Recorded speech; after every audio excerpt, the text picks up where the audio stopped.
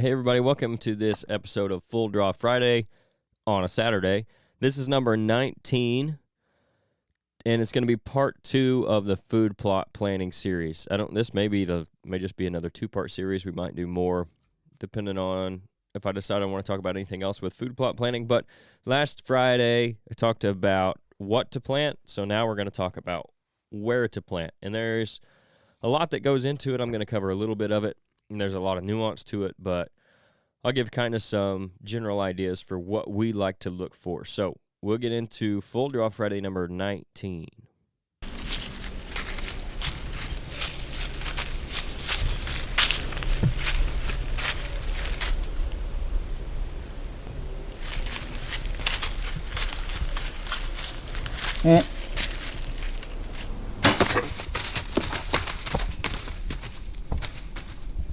Okay, so where to plant your plots. One big thing we see a lot, and I've been guilty of it in the past, is a lot of guys want to plant their food plots right in the middle of their property, especially on smaller properties, 40 acres or less. They just want to put one or 2 acre plot right in the middle of the property. In certain situations, maybe that's your only option, but it makes it really hard to hunt. And when you're thinking about where to plant your plots, probably the most important thing to remember is to put them where you can hunt them. You don't want to put them somewhere that makes it more difficult for you to hunt the property, which is often what happens when you put one right in the middle. Generally, your does are going to bed off of your bedding. Your does are going to bed off of your food. So if you put that plot right in the middle of the property, especially if you have screening or some kind of cover for them on each side of the plot, it's going to be hard to know where those does are bedding. You might think, well, that's not really a big deal. It is when you're trying to get into a stand, because then you don't know how to access your stand without bumping deer. And if you bump those does, they run back through the buck bedding. The bucks will often bed off of the does, and then you're not going to see anything for that hunt.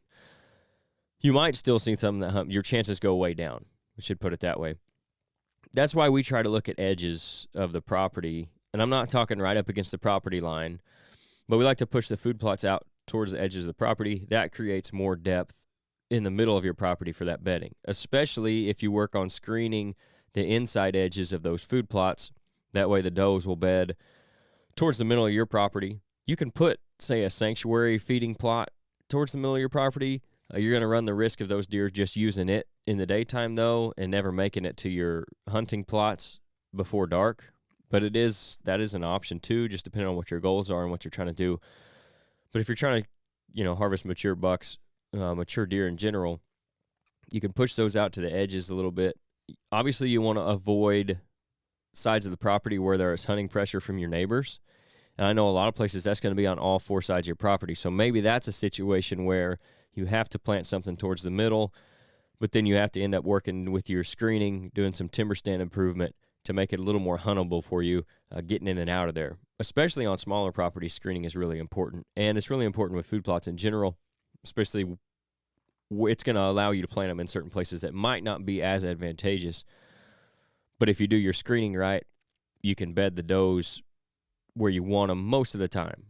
They're going to want to bed close to that food, and if they have some kind of cover on one side of it, that's generally the side they're going to bed off of. So, again, we like to look at those edges, not the edges where there's a lot of hunting pressure, because you don't want those deer, and that's what a lot of guys will run into when they want to put that plot in the middle.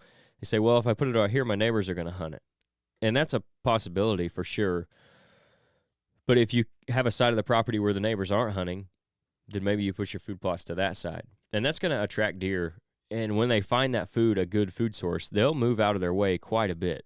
They're not going to go completely from, let's say, one side of 500 acres to the other just because there's food there, but they will go a considerable distance and change their pattern to that food. So when you're pushing it to that edge, that allows you access to your property on the outside edge of those food plots, especially if you do some screening as far as your entry and exit goes too.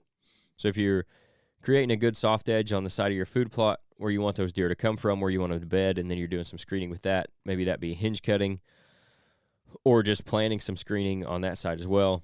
And then you also screen your entry and exit on the other side, but not right up against the food plot. Give yourself enough room. That's why I'm not talking about planting these things right on property lines, just towards the edge, off center. Give yourself enough room on the back side of that plot to enter and exit. That's going to make it a lot more huntable.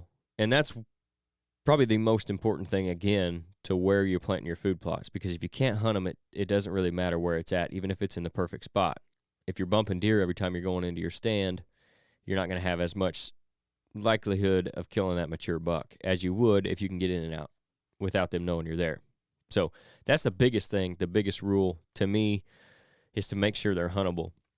Good places we like to look for also, if you have edges of timber on your property, so if there's already a natural edge there coming out from the timber, even if that does lay maybe in the middle of your property, you can plant up against that edge, create your soft edge on the timber side. That's going to allow some depth to cover into the timber, so your does may bed up close to it.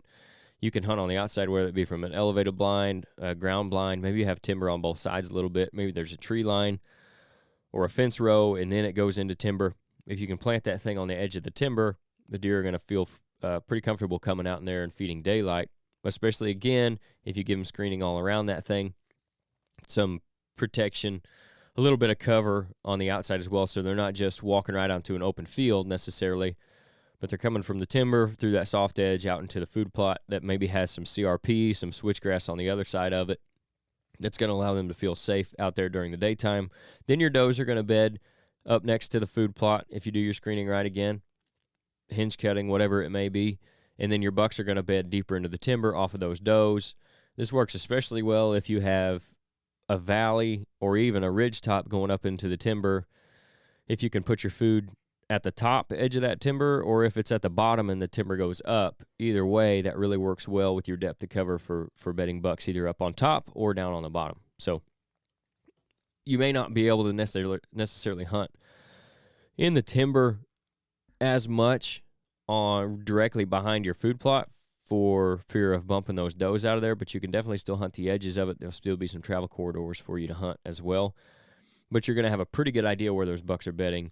And when you know where they're bedding and you know where they're feeding, makes them a lot easier to harvest. So edges of timber are really good. Again, if that edge of timber, though, is also like your property line and the neighbors own all the timber, you don't want to purposely bed the deer on your neighbors. So that's something where maybe you pull that food out away from the timber, and even if they're going to bed in there, hopefully they bed as close to your side as possible. If your neighbors go fumbling through there, maybe they run them over onto you in the daytime, or they're coming out to feed, and they're coming to your property before they go to wherever their destination food is, rather than hanging out in that neighboring timber. So that's one thing, again, you got to keep a lookout for. Now, if it's 50 acres of timber that nobody hunts, and you're for sure of that, then sure, that's not that big a deal. But a lot of times, especially around here, you're going to have some hunting pressure from your neighbors, especially if it's a timber plot. So keep that in mind as well.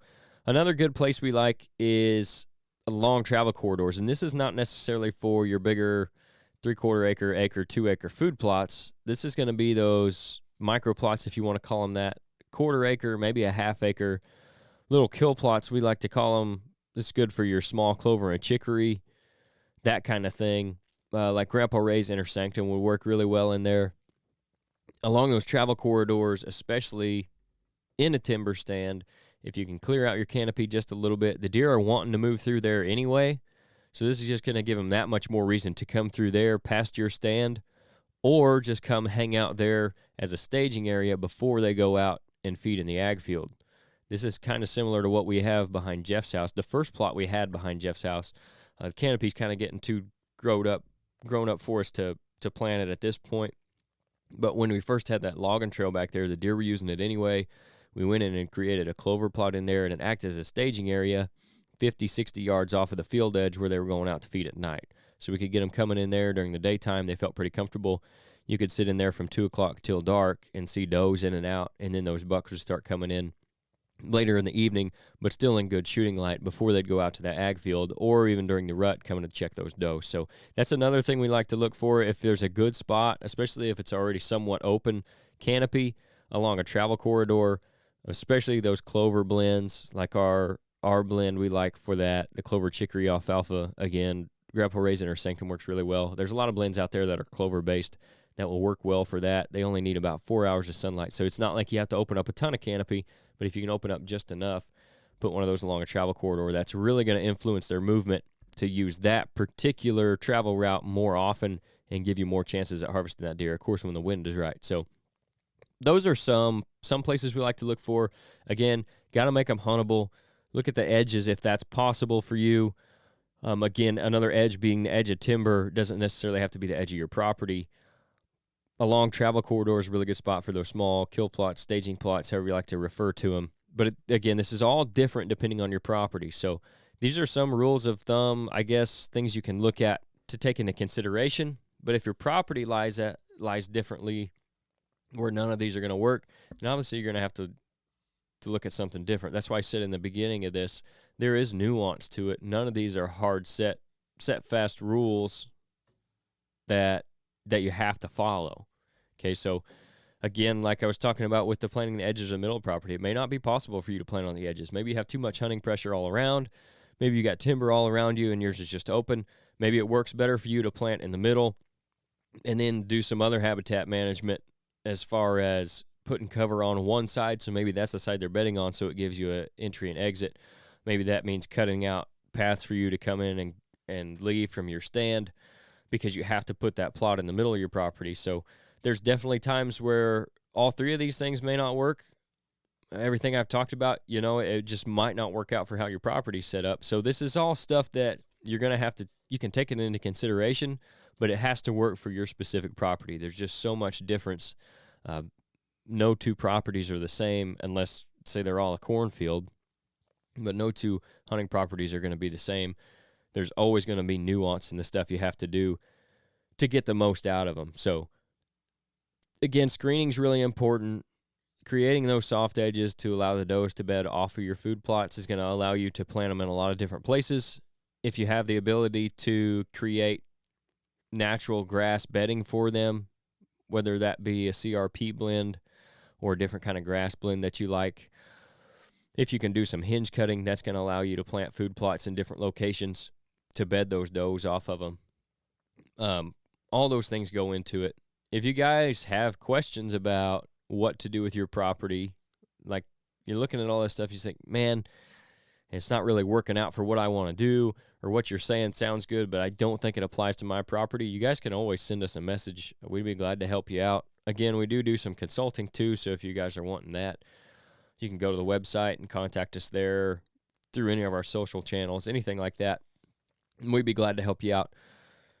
But that's all I got for where to plant your plots. Again, you could go into a ton of different scenarios and break down a lot of different properties and come up with a lot of different places to plant plots, but hopefully those things will help you out.